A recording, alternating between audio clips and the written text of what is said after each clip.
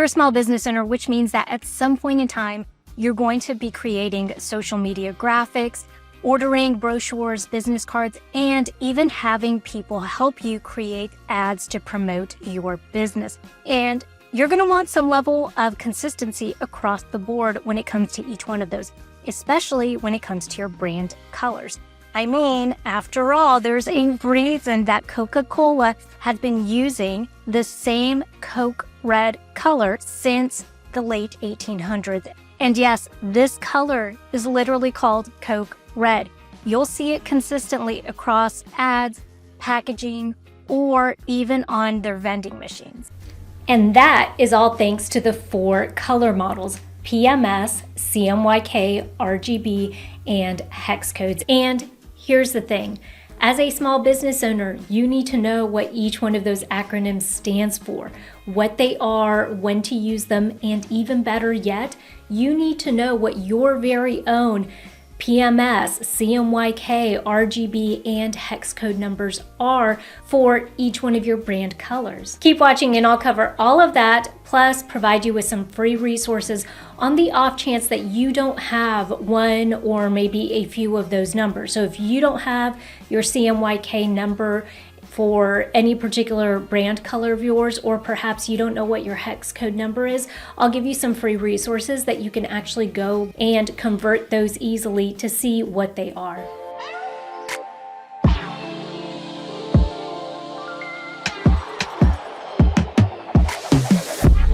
The most logical place for us to start is with the acronyms. So what exactly does PMS, CMYK, RGB, and hex code stand for? PMS stands for Pattern Matching System. CMYK stands for cyan, magenta, yellow, and key.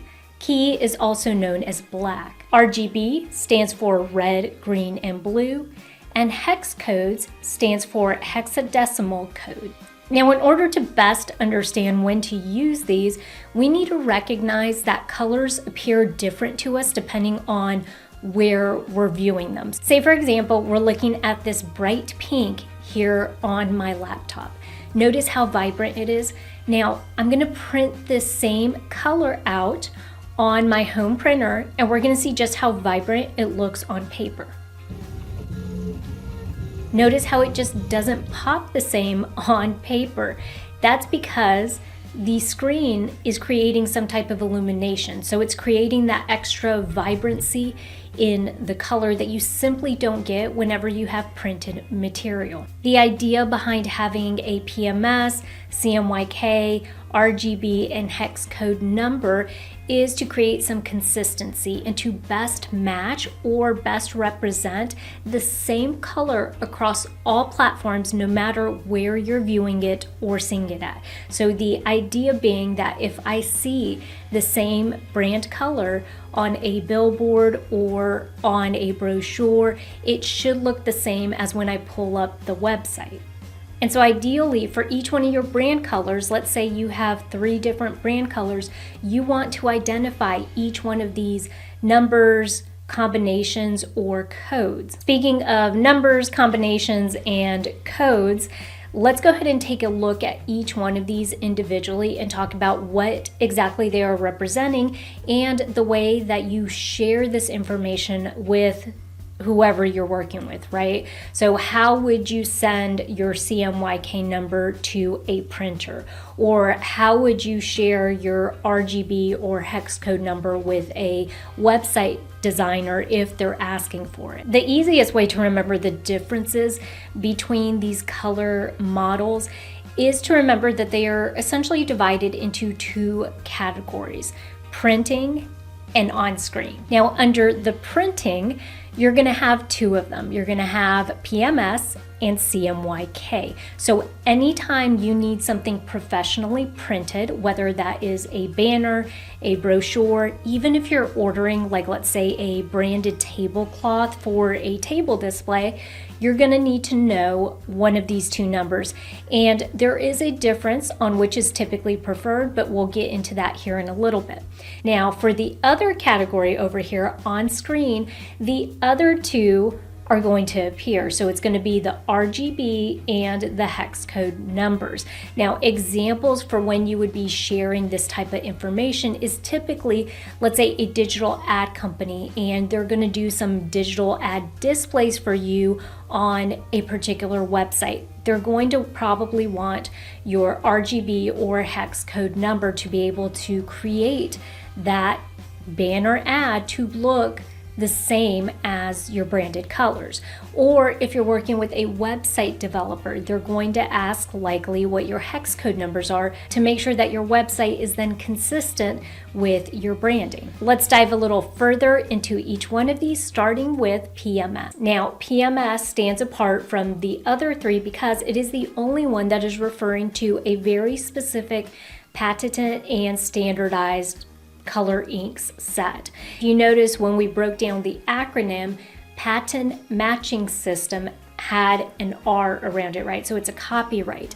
Now, what they've done is they've gone in and they've actually standardized all of these colors, and they're the only ones that have done it for the printing industry. So what makes this so effective is for the same reason that if you've ever had to match paint for your home, you know that depending on which type of paint you buy, the color varies a little bit. So for example, an eggshell white in a Valspar is going to be very different than an eggshell white in a Sherwin-Williams paint.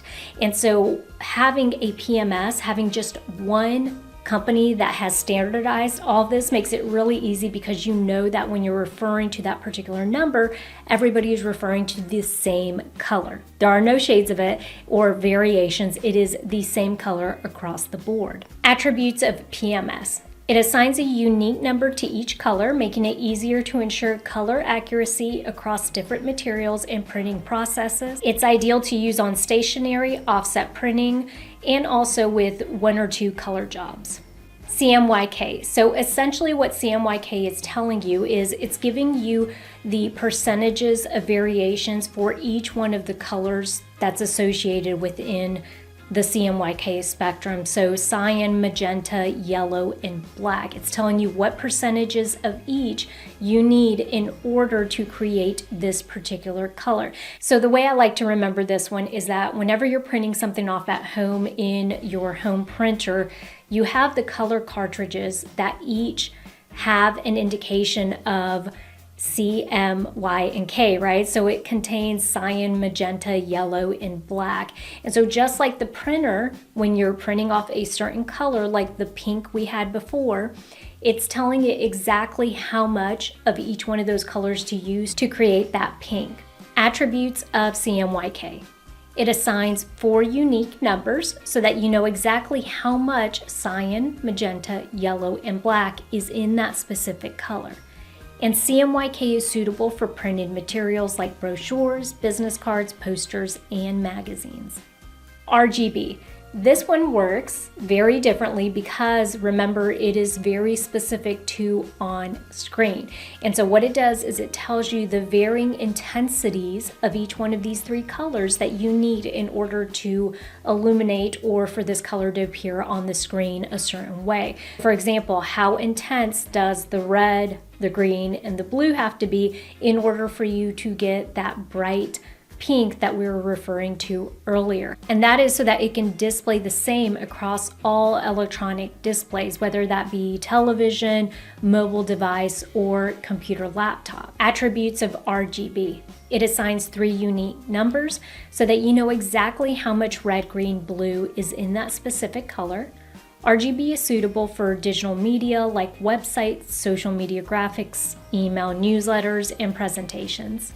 Hex codes. Now, hexadecimal codes are going to be very specific to website design or digital applications. Attributes of hex codes. It will always start with a pound sign, and then it's going to be followed by 6 number/letters. And these represent the intensity of the red, green, and blue in the color. Hex codes are widely used with HTML or other programming languages, as well as graphic design software.